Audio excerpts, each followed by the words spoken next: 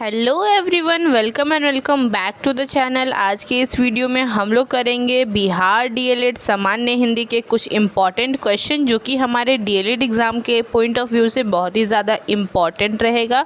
सारे के सारे क्वेश्चन जो है वो एमसीक्यू टाइप्स के रहेंगे, मोस्ट इम्पॉर्टेंट क्वेश्चंस रहेंगे। हमारी डीएलएड की सीरीज़ चलती है इस चैनल पे नए हो तो चैनल को सब्सक्राइब ज़रूर से ज़रूर कर लेना, क्योंकि डीएलएड हमारा एग्ज़ाम का हर एक सब्जेक्ट के इम्पॉर्टेंट क्वेश्चन सीरीज़ चलता है, जिसको आप सभी को देखना है। और इस वीडियो को शुरू से लेकर लास्ट तक देखिएगा। सारे के सारे क्वेश्चन बहुत इम्पॉर्टेंट रहेंगे जो कि हमारे डीएलएड एग्ज़ाम के पॉइंट ऑफ व्यू से बहुत ही ज़्यादा इम्पॉर्टेंट क्वेश्चंस रहेंगे।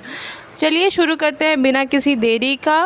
और क्वेश्चन खुद सॉल्व भी करना है, सिर्फ आपको आंसर नहीं मिलेगा, फुल एक्सप्लेनेशन मिलेगा कि इस क्वेश्चन का सही आंसर अगर कोई है तो वो क्या है और क्यों है, ठीक है, एक्सप्लेनेशन के साथ। चलिए, फर्स्ट क्वेश्चन हमारा कहता है महोजस्वी का संधि विच्छेद क्या है। अगर आप हमारे चैनल पे नए हो तो मे बी ये क्वेश्चन आपके लिए नया होगा, बट ये इम्पॉर्टेंट क्वेश्चन है। इम्पॉर्टेंट क्वेश्चन के पॉइंट ऑफ व्यू से मतलब इम्पॉर्टेंट मार्क कर लीजिएगा और इसको कॉपी में नोट डाउन कर लीजिएगा, ठीक है, क्योंकि ये बहुत ज़्यादा इंपॉर्टेंट क्वेश्चन है। और अगर आप चैनल से जुड़े हुए हो तो आपको पता है कि ये क्वेश्चन बहुत बार कराया गया है, इंपॉर्टेंट क्वेश्चन है।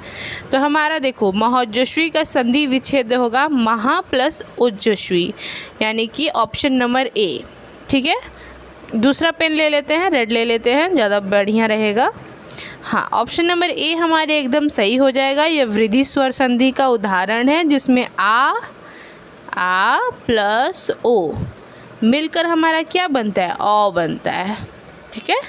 चलो नेक्स्ट क्वेश्चन देखते हैं। नेक्स्ट क्वेश्चन नंबर 2 है, कहता है चतुरारण में कौन सा समास है, कर्मधारय, तत्पुरुष, बहुब्रीहि या फिर अव्ययी भाव। तो देखो, चतुरारण का विग्रह क्या है, चार है आनंद जिसके, ये हमारे कौन सा समास होगा, ये हमारा बहुब्रीहि समास होगा। ऑप्शन नंबर सी हमारा एकदम सही हो जाएगा। चलो नेक्स्ट क्वेश्चन देखते हैं। नेक्स्ट क्वेश्चन हमारा नील गगन शब्द में समास बताइए। इंपॉर्टेंट क्वेश्चन है, अगेन कॉपी में नोट डाउन कर लीजिएगा, ये बहुत ही ज़्यादा इंपॉर्टेंट क्वेश्चन है। नील गगन शब्द में समास बताइए, तत्पुरुष समास, द्विगु समास, कर्मधारय समास या बहुब्रीहि समास। तो देखो, नील गगन, इसका मतलब क्या हुआ, नील गगन का मतलब हुआ नीला गगन, ठीक है। यह कर्मधारय समास है। इस कर्मधारय समास का ये उदाहरण हो गया। इस समास में पहला पद विशेषण तथा दूसरा पद हमारा क्या होता है, हमारा विशेष्य होता है। तो हमारा कर्मधारय ऑप्शन नंबर सी एकदम सही हो जाएगा आंसर। चलो नेक्स्ट क्वेश्चन देखते हैं। नेक्स्ट क्वेश्चन है क्वेश्चन नंबर 4, कहता है मैत्री की राह बताने को, सबको सुमार्ग पर लाने को, दुर्योधन को समझाने को, भीषण ध्वंस बचाने को, भगवान हस्तिनापुर आए, पांडव का संदेशा लाए, दो न्याय अगर दो आधा दो, पर इसमें भी अगर बाधा हो। देखो, ये हमारा जो क्वेश्चन है बेटा लोग, अगर आप हमारे कल के हिंदी की क्लास से जुड़े हुए होंगे तो आपको इसका आंसर मुँह-जुबानी पता होनी चाहिए, क्योंकि ये सेम क्वेश्चन कल भी मैंने कराया था, क्योंकि ये क्वेश्चन बहुत ज़्यादा इम्पॉर्टेंट है और हमारे चैनल पे सिर्फ इम्पॉर्टेंट क्वेश्चन की सीरीज़ चलती है, तो उस चीज़ का ध्यान रहे। तो देखो आगे कहता है कि तो दे दो केवल 5 ग्राम, रखो अपनी धरती तमाम, हम वहीं खुशी से खाएंगे, परिजन पर असी ना उठाएंगे, दुर्योधन वो भी सह न सका, आशीष समझ का ले न सका। नेक्स्ट क्वेश्चन हमारा आगे क्वेश्चन का लाइन में कहता है, आगे हमारा कहता है उल्टे हरि को बांधने चला, जो था असाध्य साधने चला, जब नाश मनुष्य पर छाता है, पहले विवेक मर जाता है, पांडव युद्ध टालने के लिए किस हद तक समझौता करने को तैयार थे। ये हमारा मेन क्वेश्चन है, पांडव युद्ध टालने के लिए किस हद तक समझौता करने के लिए तैयार थे। थोड़ा सा राज्य लेकर, एक गांव लेकर, 10 गांव लेकर या 5 गांव लेकर। तो हमारा सही आंसर आपको पैराग्राफ में ही मिल गया होगा। पांडव युद्ध टालने के लिए केवल 5 गांव लेकर समझौता करने के लिए तैयार थे, ठीक है। ये हमारे ऊपर लिखा हुआ है, देखो ऊपर मैं दिखाती हूँ आप लोग को। दे दो केवल 5 ग्राम, ठीक है, ग्राम मतलब गांव। चलो नेक्स्ट क्वेश्चन देखते हैं। Question number 5। क्वेश्चन नंबर 5 हमारा क्या कहता है? कहता है हम लोग दिल्ली घूमने गए और वहाँ 4 दिन रहें। किस वाक्य का उदाहरण होगा? सरल वाक्य, मिश्र वाक्य, संयुक्त वाक्य या इनमें से कोई नहीं। देखो, हम लोग दिल्ली घूमने गए और वहाँ 4 दिन रहे, ठीक है, यह हमारा वाक्य हो गया। यह एक संयुक्त वाक्य होगा। क्या होगा? ऑप्शन नंबर सी हमारा करेक्ट होगा। यहाँ 2 वाक्य किससे जुड़े हुए हैं? और से जो है ना वो 2 वाक्य जुड़े गए हैं, तो हमारा संयुक्त वाक्य होगा इसका आंसर। नेक्स्ट क्वेश्चन देखते हैं। क्वेश्चन नंबर 6 कहता है अमाउंट आउटस्टैंडिंग के लिए सही परिभाषित शब्द क्या होगा? अर्धआर्थिक राशि, जमा राशि, बकाया राशि या भुगतान राशि। तो देखो, हमारा अमाउंट आउटस्टैंडिंग के लिए सही परिभाषित शब्द होगा बकाया राशि, यानी कि हमारा ऑप्शन नंबर सी एकदम सही हो जाएगा। चलो नेक्स्ट क्वेश्चन देखते हैं। नेक्स्ट क्वेश्चन है हमारा क्वेश्चन नंबर 7। कहता है निम्नलिखित में से सकर्मक क्रिया का उदाहरण क्या है? राम हंसता है, पक्षी उड़ता है, राहुल सो रहा है या अंजलि पत्र लिखती है। देखो, सकर्मक क्रिया का उदाहरण होगा हमारा अंजलि पत्र लिखती है, यानी कि ऑप्शन नंबर डी, अंजलि पत्र लिखती है हमारा ये सकर्मक क्रिया का उदाहरण होगा। वाक्य में जो अंजलि है वो कर्ता है और जो पत्र है वो हमारा क्या है? वो हमारा कर्म है, ठीक है। चलो, आई होप आपको मेरी वीडियो पसंद आ रही होगी। वीडियो पसंद आ रही होगी तो फटाफट से चैनल को सब्सक्राइब कर लो, कमेंट में बताना वीडियो कैसी लगी, और लाइक कर लो, दोस्तों में शेयर कर लो, क्योंकि ऑफकोर्स वी नो कि हमारा डीएलएड का एग्ज़ाम कभी भी हो सकता है। चलो क्वेश्चन नंबर 8 देखते हैं। कहता है पुरातन का विलोम शब्द क्या है? प्राचीन, पुराना, नवीन या प्राच्य। तो हमारा इसका सही आंसर होगा क्वेश्चन नंबर 8 का। तो इसमें हमारा क्या पूछ रहा है? इसमें पुरातन शब्द का विलोम पूछ रहा है। इस चीज़ का ध्यान रहे कि इसमें हमारा क्या पूछ रहा है? हमारा विलोम पूछ रहा है, ना कि मिलता जुलता हुआ। तो हमारा जो पुरातन शब्द है ना उसका विलोम होगा नवीन, यानी कि ऑप्शन नंबर सी।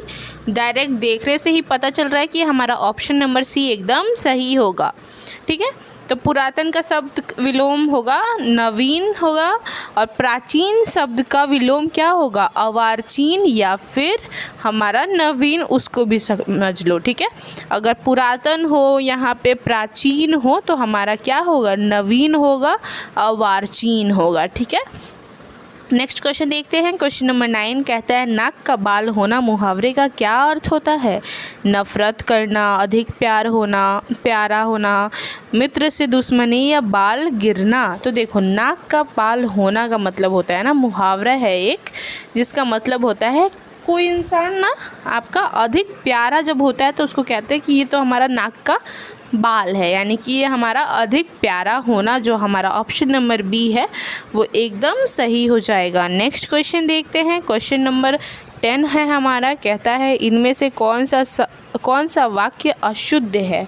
पहले वाक्य पढ़ लेते हैं। उसने बड़े बड़े फल छांट लिए हैं, यह हमारी आगामी नेता है, प्रत्येक काम सोच समझ कर करो, शेड बड़ा भयानक होता है। तो देखो, क्वेश्चन नंबर 10 का जो अशुद्ध वाक्य हमें पकड़ाया गया है वो है यह हमारी आगामी नेता है, यानी कि ऑप्शन नंबर बी हमारा अशुद्ध वाक्य होगा। शुद्ध वाक्य इसकी जगह क्या होगा? यह हमारी भावी नेता है, ना कि आगामी। यहाँ पे क्या होगा? भावी होगा, तो यह वाक्य शुद्ध हो जाएगा। नेक्स्ट क्वेश्चन देखते हैं। क्वेश्चन नंबर 11 कहता है संज्ञा या कार्य करने वाला पद समूह को क्या कहते हैं? संज्ञा पदबंध, सर्वनाम पदबंध, विशेषण पदबंध या क्रिया पदबंध। तो हमारा संज्ञा के कार्य करने वाला पद समूह को हम लोग क्या कहते हैं? संज्ञा पदबंध कहते हैं, ठीक है। जैसे भारत के प्रधानमंत्री, या फिर आप ये समझ लो मिट्टी का तेल, ये हमारा कौन से पद में आता है? ये हमारे सिर्फ संज्ञा पदबंध में आता है। ये संज्ञा पदबंध के कुछ एग्जाम्पल्स रहे। चलो नेक्स्ट क्वेश्चन देखते हैं। क्वेश्चन नंबर 12 कहता है क्रिया के जिस रूप से भाव की प्रधानता होती है वो क्या कहलाता है? कृतिवाच्य, कर्मवाच्य, भाववाच्य या क्रिया। तो देखो, सबसे पहले ये सुनो कि क्रिया के जिस रूप से भाव की प्रधानता होती है वो हमारा भाववाच्य कहलाता है। क्या कहलाता है? भाववाच्य कहलाता है। इसमें क्रिया कर्ता और कर्म को छोड़ के भाव के अनुसार होती है। किसके अनुसार होती है? भाव के अनुसार होती है। भाववाच्य में क्रियाएं प्रायः अकर्मक होती हैं। इसमें असमर्थकता और निषेध होना का वाक्य प्रायः नकारात्मक होती है। जैसे राम से टहला नहीं जाता, ये हमारा कौन सा भाव हो गया? नकारात्मक भाव हो गया। ठीक है, चलो नेक्स्ट क्वेश्चन देखते हैं। क्वेश्चन नंबर 13 कहता है निम्न में से कौन सा वाक्य शुद्ध है? आपका कलेजा में साहस नहीं है, वह पुस्तक को और किसी के हाथ ना दीजिए, उसने उनके गले में एक गेंदे की माला डाल दी, या फिर ऑप्शन नंबर 4 जीवन में सच्चा मित्र विरला ही मिलता है। तो देखो इसमें हमारा क्या पूछ रहा है? कौन सा वाक्य शुद्ध है? पढ़ने में भी गड़बड़ी हुई क्योंकि कुछ वाक्य यानी कि 3 तो वाक्य इसमें अशुद्ध निकले। तो हमारा इसमें सही और शुद्ध वाक्य क्या होगा?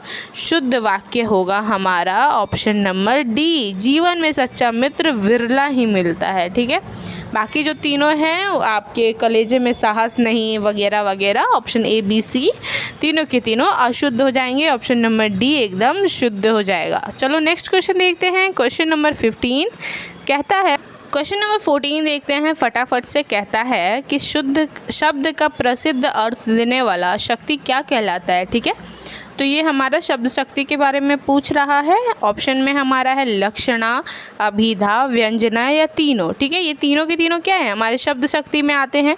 आप सभी को पता होना चाहिए। देखो जो शब्द का प्रसिद्ध अर्थ देने वाली शक्ति होती है वो क्या कहलाती है? सबसे पहले तो वो अभिधा कहलाती है। ठीक है, यानी कि ऑप्शन नंबर बी हमारा एकदम सही हो जाएगा। चलो नेक्स्ट क्वेश्चन देखते हैं। क्वेश्चन नंबर 15 कहता है मुख्यार्थ और लक्ष्यार्थ की अपेक्षा अधिक सूक्ष्मता और रमणीयता किस अर्थ में रहती है? लक्षणा में होती है, अभिधा में होती है, छंद में होती है या व्यंग्य में होती है? तो देखो मुख्यार्थ और लक्ष्यार्थ की अपेक्षा अधिक सूक्ष्मता और रमणीयता हमारी व्यंग्य में होती है, यानी कि ऑप्शन नंबर डी हमारा करेक्ट होगा। ठीक है, चलो नेक्स्ट क्वेश्चन देखते हैं। क्वेश्चन नंबर 16 क्या कहता है? कहता है काव्य में जहाँ शब्द के कारण रमणीयता हो और शब्द परिवर्तन के कारण सौंदर्य क्षीण हो जाए क्या कहलाता है? उभय अलंकार कहलाता है, अर्थालंकार कहलाता है, शब्दालंकार कहलाता है या भावालंकार कहलाता है? तो देखो काव्य में जहाँ शब्द के कारण रमणीयता हो और शब्द परिवर्तन के काव्य सौंदर्य क्षीण हो जाए वो हमारे क्या कहलाते हैं? वो हमारे शब्दालंकार कहलाते हैं। ठीक है, क्या कहलाते हैं? शब्दालंकार कहलाते हैं, यानी ऑप्शन नंबर सी जो है वो एकदम सही हो जाएगा। नेक्स्ट क्वेश्चन देखते हैं। क्वेश्चन नंबर 17 कहता है, क्वेश्चन सुनो पहले, जहाँ अप्रस्तुत का प्रस्तुत में निषेध रहित आरोप किया जाए वहाँ डैश अलंकार होता है। कौन सा अलंकार होता है? हमारा अलंकार बहुत इंपॉर्टेंट है डीएलएड के पॉइंट ऑफ व्यू से, तो पढ़ के ही जाना। ऑप्शन में है रूपक, विभावना, दीपक या असंगित। तो देखो जहाँ अप्रस्तुत का प्रस्तुत में निषेध रहित आरोप किया जाए वो हमारा रूपक अलंकार हो जाएगा, यानी कि ऑप्शन नंबर ए एकदम सही हो जाएगा। चलो नेक्स्ट क्वेश्चन देखते हैं। क्वेश्चन नंबर 18 क्या कहता है? कहता है उपमेय तथा उपमान को एक मान लिया जाता है तो कौन सा अलंकार होता है? अनुप्रास होता है, श्लेष होता है, उपमा होता है या हमारा रूपक होता है?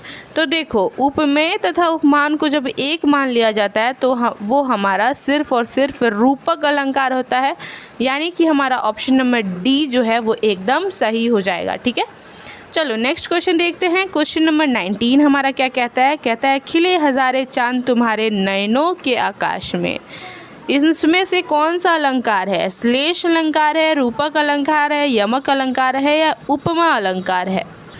तो हमारा देखो क्वेश्चन में पूछ रहा है खिले हजारों चांद तुम्हारे नयनों के आकाश में, तो ये जो पंक्ति है ना ये एकदम से रूपक जो हमारा रूपक अलंकार है उसको दर्शाता है, यानी कि ऑप्शन नंबर बी हमारा एकदम सही हो जाएगा। आई होप आपको मेरी वीडियो पसंद आ रही होगी और चलिए नेक्स्ट क्वेश्चन देखते हैं फटाफट से। कहता है क्वेश्चन नंबर 20 पे हम लोग आ गए हैं। क्वेश्चन नंबर 20 पे आ गए हैं। अभी तक चैनल को सब्सक्राइब नहीं करा है तो फटाफट से कर लो, और लाइक नहीं करा है वीडियो को तो वो भी फटाफट से कर दो। चलो क्वेश्चन नंबर 20 कहता है खंजरीर नहीं लखी परत, कुछ दिन में सांची बात, बाल द्रगम समहीन को करण मानो तब जात। इस पंक्ति में कौन सा अलंकार है? यमक है, उत्प्रेक्षा है, विरोधाभास है या श्लेष है? तो देखो हमारा क्वेश्चन क्या कह रहा है, खंजरीर नहीं लखी परत, कुछ दिन सांची बात, बाल द्रगम समहीन को करण मानो तप जात। तो देखो उपरोक्त पंक्तियाँ में हमारा उत्प्रेक्षा का प्रकार है, ठीक है। उसके बाद उत्प्रेक्षा अलंकार का प्रकार है यानी कि, और इसमें विस्ताविक फल के न होने पर भी उसी फल को मान लिया जाता है। तो हमारा कौन सा होगा? उत्प्रेक्षा, ठीक है। यानी ऑप्शन नंबर बी हमारा एकदम सही हो जाएगा, जैसा कि मैंने आपको बताया। चलो नेक्स्ट क्वेश्चन देखते हैं। क्वेश्चन नंबर 21 कहता है मैं अंधा भी देख रहा हूँ, रोती हो तुम रोती हो। इम्पॉर्टेंट क्वेश्चन है, बहुत सालों से हम लोग ये क्वेश्चन पढ़ते आ रहे हैं, बट ये बहुत ही ज़्यादा इंपॉर्टेंट क्वेश्चन है डीएलएड के एग्ज़ाम के व्यू से। इस पंक्ति में कौन सा अलंकार है? यमक है, रूपक है, विभावना है या विरोधाभास है? तो देखो मैं अंधा भी देख रहा हूँ, रोती हो तुम रोती हो, इस पंक्ति में जो है वो विरोधाभास अलंकार है, यानी कि ऑप्शन नंबर डी हमारा एकदम सही हो जाएगा। चलो नेक्स्ट क्वेश्चन देखते हैं। क्वेश्चन नंबर 22 कहता है छंद के कितने अंग होते हैं? 8 होते हैं, 7 होते हैं, 6 होते हैं, 5 होते हैं। तो देखो छंद जो है ना ये इम्पॉर्टेंट है, छंद भी पढ़ के जाना, अलंकार पढ़ के जाना, समास पढ़ के जाना। तो ये क्वेश्चन का आंसर होगा कि छंद के 8 भेद होते हैं। कितने भेद होते हैं?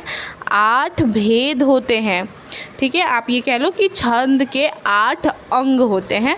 पहला पे आता है पाद, दूसरा पे आता है मात्रा, तीसरा पे आता है वर्ण, संख्या और कर्म, लघु और गुरु, गण, यति, गति, तुक। यानी कि चौथे पे हमारा लघु और गुरु, 5वें पे गण, 6ठे पे यति, 7वें पे गति और 8वें पे हमारा आता है तुक, ठीक है।